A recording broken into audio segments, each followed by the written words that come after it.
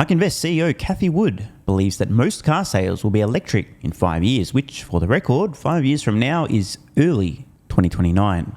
Not sure legacy automotive manufacturers have got the memo, nor many Wall Street analysts, but that's a conversation for later.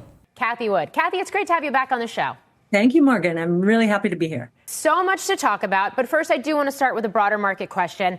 At a time where even some market bulls have been suggesting that this rally is getting a little long in the tooth and questions should be raised about the valuations we're seeing, how do you think about the market here? Are you considering different positions across your funds as we do see some of these biggest names, particularly in tech, reaching new highs? So before we hear from Cathie Wood, I just wanted to provide a little bit of longer-term perspective to counteract some of the shorter-term questions we always hear in the finance media.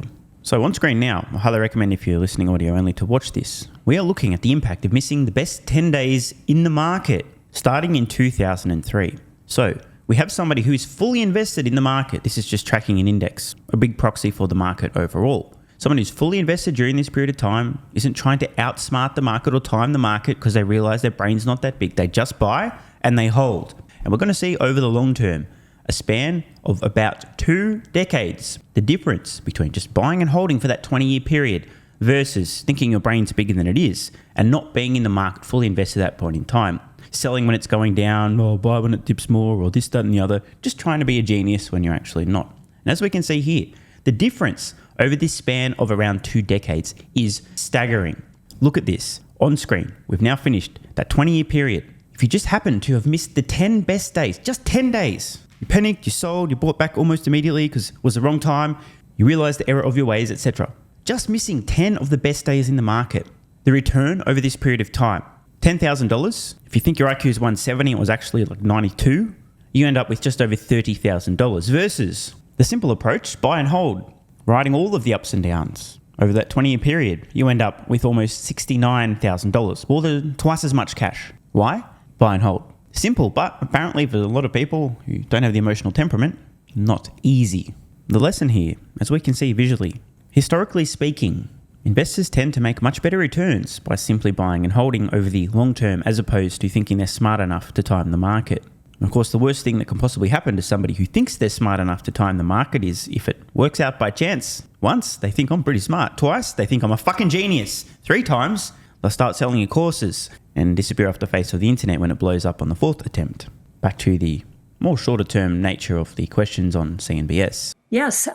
So right now, we've had a bit of a setback thus far this year, a little fear, higher for longer again in interest rates. But just think about the numbers that we're beginning to get out of the big macro oriented companies. 3M's revenue down 4.5%. That's negative, both units and prices. And I just heard you on Texas Instruments. I think their sales this next quarter are going to be down at the midpoint, something like 18%. That's year over year. These are revenue declines. We've been saying for quite some time that there are more deflationary forces out there that many people recognize.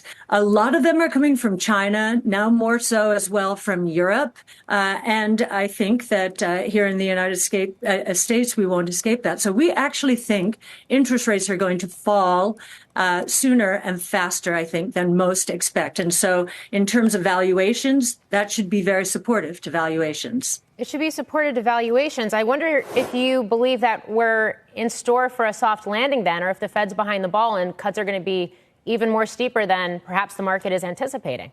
Yeah, we've been saying that we've been in a rolling recession, we believe, for 2 years, and that the Fed is going to find out that 5.25 to 5.5 was just too high given the deflationary forces that are building out there. We think there's going to be outright deflation this year, price deflation, some of it good, associated with technology and learning curves and so forth, but some of it bad, which is more of the hard landing scenario. It won't be like 0809 at all. We've been in a rolling recession for a long time now, but we do think we're at the end of it and that the Fed will lower interest. Now, take this with a Olympus Mons size grain of salt, but I agree. I think rates are probably coming down from here, and I won't be surprised if at the end of this year they're lower meaningfully than they are now. But, like I said, take it with a very large grain of salt.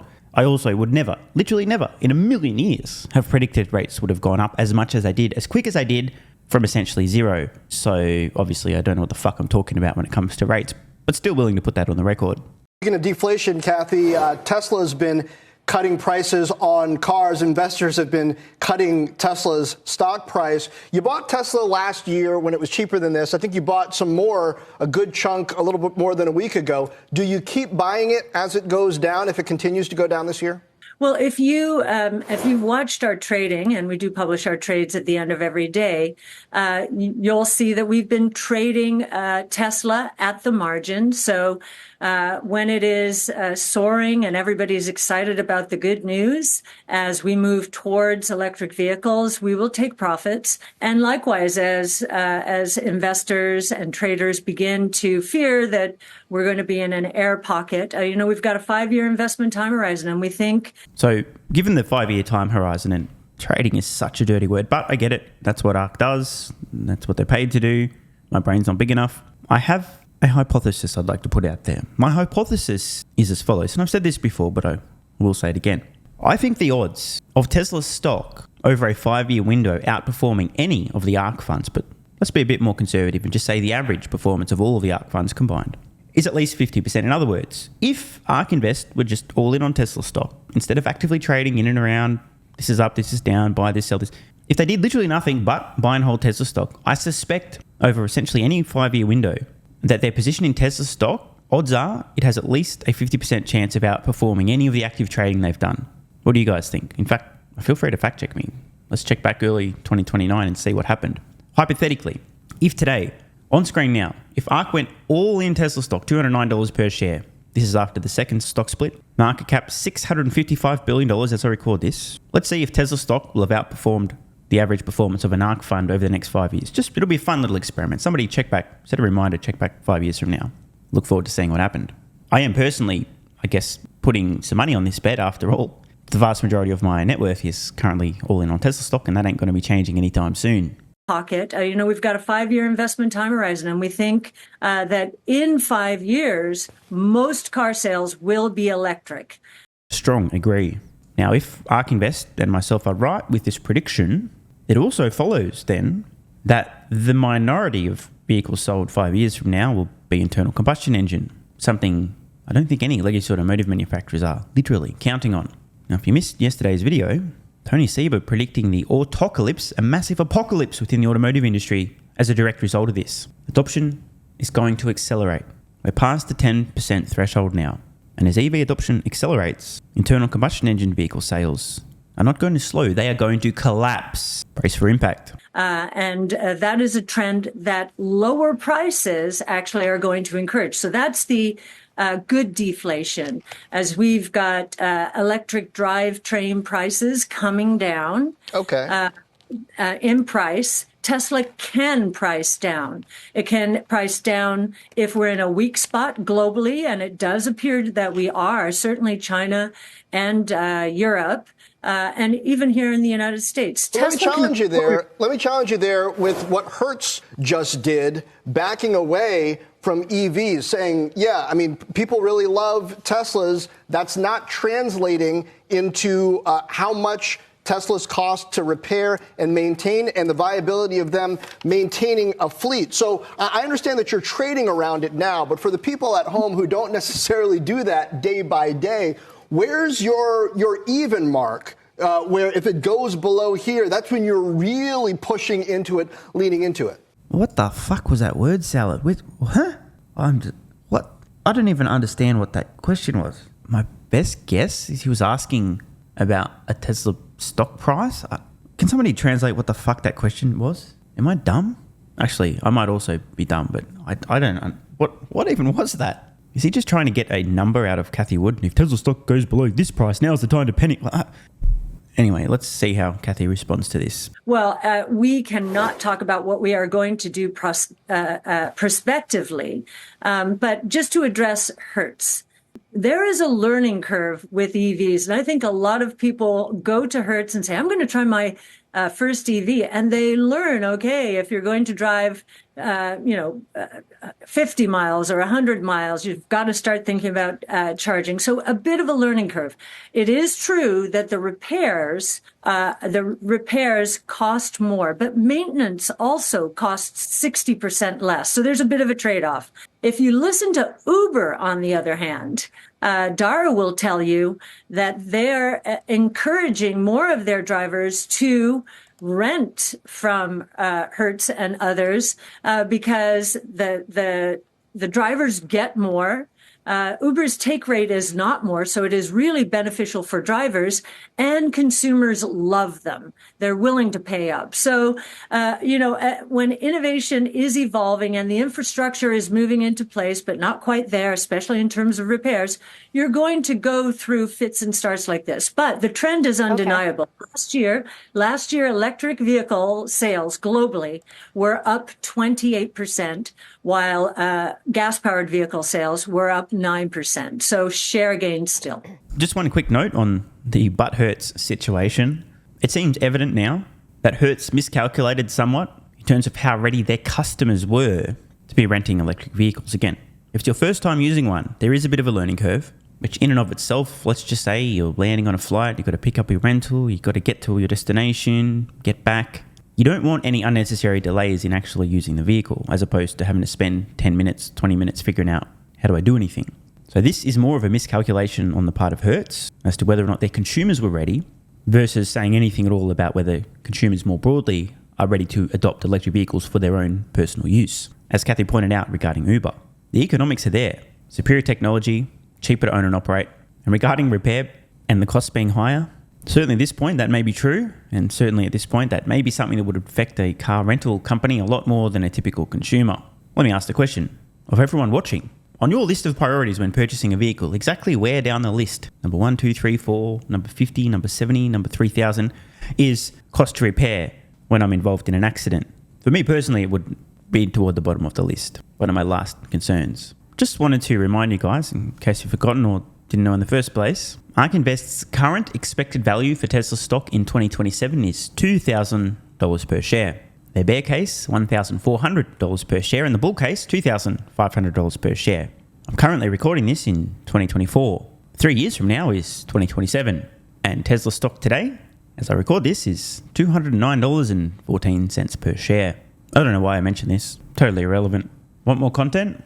Early access? Bunch of perks? Click the links in the pinned comment. AG1 has given me a massive, meaningful boost in energy, allowing me to do a lot more every day, including using my brain more and using my body more. I highly recommend you guys and girls check it out. It's an excellent way to fill in nutritional gaps. It's got 75 high-quality vitamins, minerals, and whole food source nutrients, plus prebiotics and probiotics and digestive enzymes and adaptogens to help you deal with stress. Plus, if you click the link in the pinned comment or head to drinkag1.com/SMR, you can get yourself a 1-year free supply of vitamin D3 and K2. But don't take my word for it. Here's what some of you guys and girls have to say.